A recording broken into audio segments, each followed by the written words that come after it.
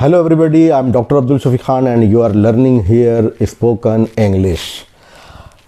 आइए आपका एक बार फिर से बहुत बहुत वेलकम है, स्वागत है, खुशामदीद है उन लोगों का जो ये चाहते हैं कि हम एकदम शुरुआत से एकदम ज़ीरो से एकदम बिगनिंग ऐसा हम करें कि हम अंग्रेज़ी सीख लें, लिखने में भी, पढ़ने में भी और बोलने में भी।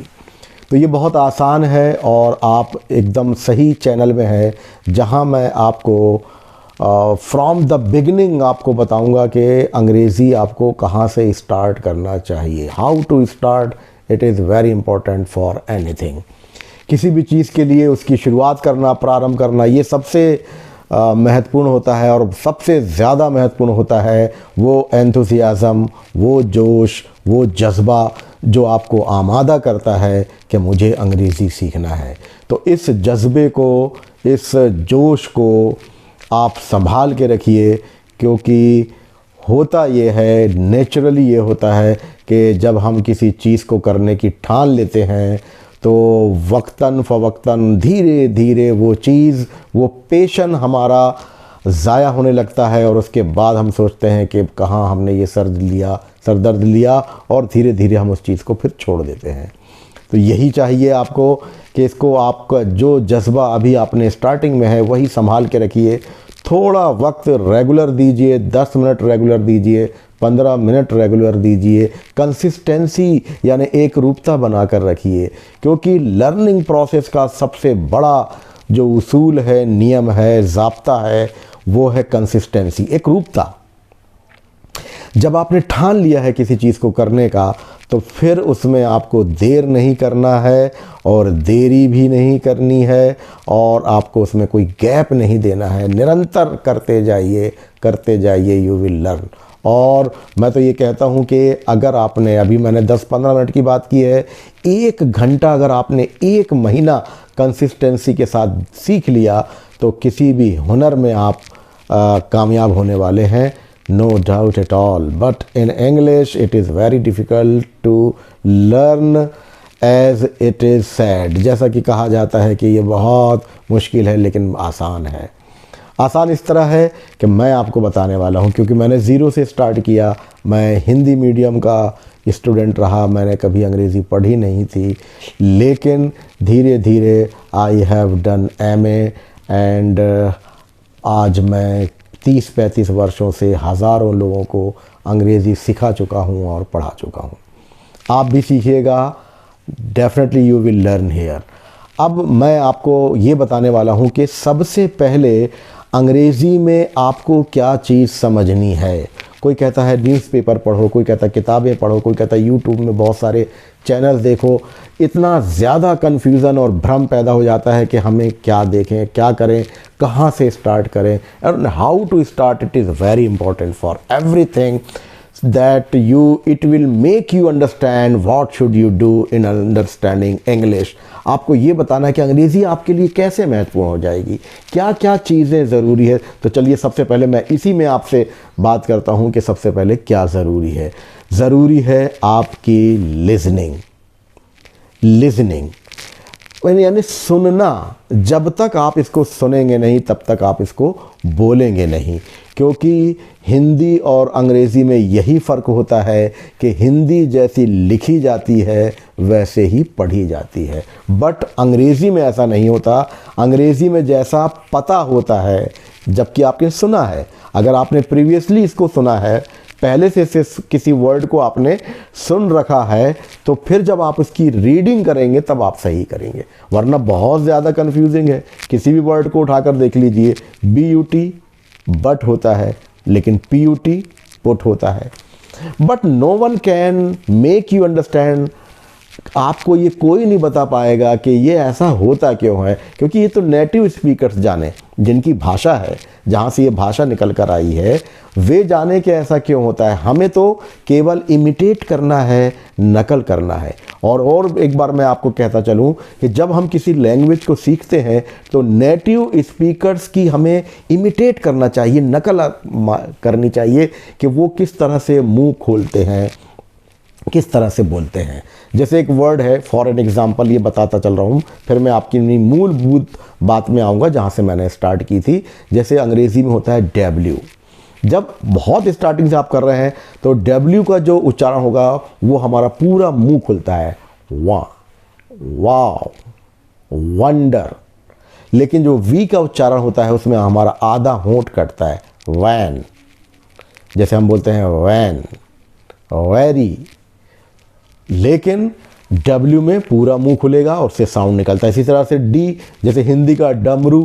तो जब अपनी ज़बान को आप अंदर ले जाते हैं और वहाँ आप टकराते हैं तो कहते हैं आप डमरू। लेकिन जब अंग्रेज़ी का डी बोलते हैं तो जहाँ से आपके दांत यानी टीथ स्टार्ट हुए हैं, अपनी ज़बान को वहाँ ले जाकर टकराएंगे और फिर बोलेंगे डमरू। तो ये आपका निकलेगा डी यानी डॉक्टर।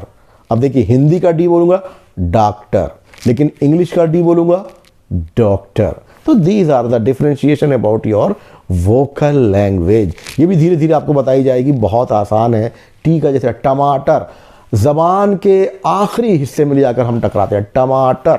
लेकिन जब हम इंग्लिश में बोलेंगे टोमेटो, तो ये जो हमारी ज़बान है, टंग है, ये हमारी जहाँ से टीथ स्टार्ट होते हैं वहाँ जाकर टकराएगी, तो फिर ये साउंड आपका निकलेगा। देखिए, वोकल क्वालिटी और sound quality it is very important for any language. उसकी जो ज़बान की शीरनी है, उर्दू में ऐसा होता है कि अगर उससे आपने, उस लहजे से आपने अगर प्रोनाउंसिएशन निकाल लिया, उसका तलफ़ुज़ यानी उच्चारण निकाल लिया, तो उसकी रूह ख़त्म हो जाती है।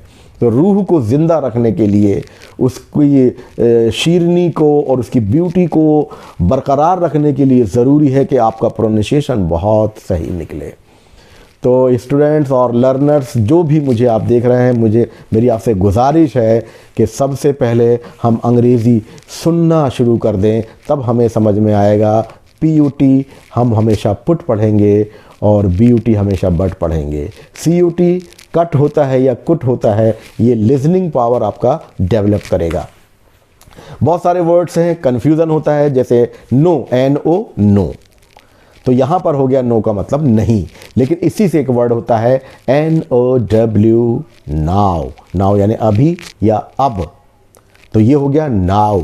लेकिन इसी में, इस वर्ड में नो, NOW, नाउ में अगर के स्टार्टिंग में जुड़ जाता है तो वो KNOW, नो हो जाता है। नो यानी जानना।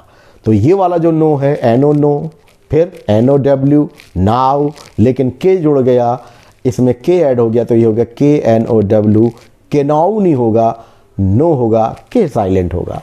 तो अंग्रेज़ी में और हिंदी में यही फ़र्क है कि हिंदी में जैसा लिखा रहता है वैसा आपको पढ़ना है, और अंग्रेज़ी में जैसा पता होता है वैसा पढ़ना है। तो लिसनिंग फर्स्ट है। Without listening you can't understand the real pronunciation of the words. तो वर्ड्स के सही उच्चारण और तलफ़ुज़ और प्रोनाउंसिएशन आप नहीं बता पाएंगे अगर आपने वास्तव में और उसको सुना नहीं है। तो सुनने का प्रयास कीजिए, स्टार्ट करिए उसको, और फिर हम ABCDEFGHI से लेकर XYZ तक लेटर्स को हम पहचानेंगे, और उन लेटर्स को यानी जिनको हम अल्फ़ाबेट्स कहते हैं, उनके वर्ण को जब हम पहचान लेंगे, उसके बाद फिर शुरू होगा हमारा पार्ट्स ऑफ स्पीच, यानी जो अंग्रेज़ी के शब्द हैं वो कितने प्रकार के होते हैं, उन्हीं को हम पार्ट्स ऑफ स्पीच यानी शब्द भेद कहते हैं। यानी ये 8 टाइप्स ऑफ वर्ड्स होते हैं, यानी 8 प्रकार के। अंग्रेज़ी में जितने भी वर्ड बोले जाते हैं, चाहे वो आश्चर्य प्रकट करने के लिए हो, चाहे नाराज़गी व्यक्त करने के लिए हो, चाहे हर्ष और खुशी व्यक्त करने के लिए हो, चाहे वो सिंपल सेंटेंस हो, सिंपल स्टेटमेंट हो, ये सारे वर्ड्स, किसी की बड़ाई करना हो, किसी की बुराई करना हो, किसी की बड़प्पन को बताना है, किसी के छोटेपन को बताना है, यानी जितनी भी क्वालिटी हमारी सारी है वो सब बताने के लिए हमें पार्ट्स ऑफ स्पीच का यूज़ करना होता है। ये पार्ट्स ऑफ स्पीच 8 होते हैं। स्टूडेंट्स, आप सबसे पहले ये करिए कि ये जो 8 शब्द भेद हैं अंग्रेज़ी में, ये कौन कौन से हैं। सिर्फ इनकी बहुत ज़्यादा स्टडी नहीं करनी है। देखिए, हमें किसी एक प्रोग्राम पर नहीं जाना है कि भाई हमको न्यूज़पेपर पढ़ना है, भाई न्यूज़पेपर पढ़ना है, या भाई हमको तो डायरेक्ट बोलना है, डायरेक्ट बोलना है। देखिए हमारी ज़बान में या हमारे मुंह में कोई वाइब्रेटर तो है नहीं है कि वो फिट कर दिया और हमने बोल दिया। तो मैं जो बता रहा हूँ कि आप एकदम बिगिनिंग कैसे करना है, तो हमें वास्तव में सारी चीज़ें करना है, सुनना भी है, रीडिंग भी करना है और डिक्शनरी भी कंसल्ट करना है, सारी चीज़ें करना है। लेकिन ये सब कहा जाता है कि डिक्शनरी कभी मीनिंग नहीं बताती। एक वर्ड आप टाइप करें और देखें अपने मोबाइल में आपके बहुत सारे ऐप आपने डाउनलोड कर रखे होंगे, एक वर्ड टाइप करने के बाद उसके 17-18 मीनिंग चली जाती है। तो पता ये चला कि मीनिंग जो बता रहा है वो डिक्शनरी नहीं बता रहा है, बल्कि जिस कॉन्टेक्स्ट को आप पढ़ रहे हैं वो बताता है। तो मीनिंग को समझने की अंडरस्टैंडिंग पावर भी तो हमारी डेवलप होना चाहिए। तो सबसे पहले आज का मेरा आपका वीडियो आपने पूरा देख लिया है, इसके लिए आपको बहुत शुक्रिया। बहुत लंबा वीडियो मैं नहीं करने वाला, लेकिन आज का मेरा एक नॉलेज और एक ज्ञान है। फिर नेक्स्ट वीडियो में मैं आपको बताऊंगा क्या करना है। आप जब नेक्स्ट वीडियो मेरा आप जब तक आपके सामने रिलीज़ होगा आएगा, तब तक आप मुझे केवल एक काम करिएगा कि जो पार्ट्स ऑफ स्पीच हैं, 8 पार्ट्स ऑफ स्पीच है, मैं उनके नाम आपको बता देता हूं जल्दी जल्दी, ताकि आप उसको समझ लें कि आपको करना क्या है। तो नंबर 1 हो गया noun, number 2 pronoun, number 3 verb, गिनते जाइएगा, वर्ब, फिर उसके बाद में एडवर्ब, ये हो गया 4, नाउन, प्रोनाउन, वर्ब, एडवर्ब 4 हो गए। 5 में आप ले लीजिए एडजेक्टिव, 6 में लीजिए प्रीपोजिशन, और 7 में लीजिए इंटरजेक्शन और कंजक्शन। कंजक्शन को 7 में ले लीजिए और इंटरजेक्शन को आप उसमें ले लीजिए। तो उम्मीद है आप मेरी इस बात को ध्यान रखेंगे।